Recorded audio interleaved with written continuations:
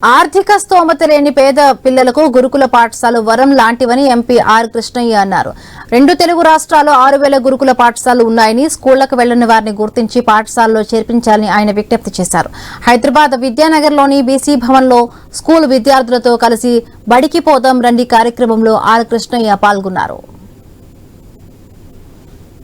పేద పిల్లలందరినీ హాస్టళ్లలో చేర్పించాలి, ఇంకా చదువుకునే స్తోమత లేనటువంటి వాళ్ళందరినీ హాస్టళ్లలో చేర్పించాలి, గురుకులాల్లో చేర్పించాలని, అందుకే వాడలో తిరిగి పేద పిల్లలు ఎక్కడ ఉన్నారో గుర్తించి వాళ్ళని తీసుకుపోయి హాస్టళ్లలో గురుకులాలలో చేర్పించాలి. గ్రామాలలో చదివించే స్తోమత కొద్దిగా స్తోమత ఉన్న వాళ్ళని గ్రామాలలో చదివించాలని చెప్పి విజ్ఞప్తి చేస్తున్నా. బీసీ సంఘాలు, బీసీ నాయకులు, కుల సంఘాల నాయకులు ప్రతి ఒక్కరు కూడా చొరవ తీసుకోవాలి. రాష్ట్రంలో 2500 తెలంగాణలో ఉన్నాయి. మొత్తం 2 తెలుగు రాష్ట్రాల్లో కలిసి 6000 హాస్టళ్ళు ఉన్నాయి. 6 లక్షల మంది అట్లా చదువుకుంటున్నారు. 3వ తరగతి నుంచి 10వ తరగతి వరకు, పీజీ వరకు హాస్టల్లో సౌకర్యం ఉంది.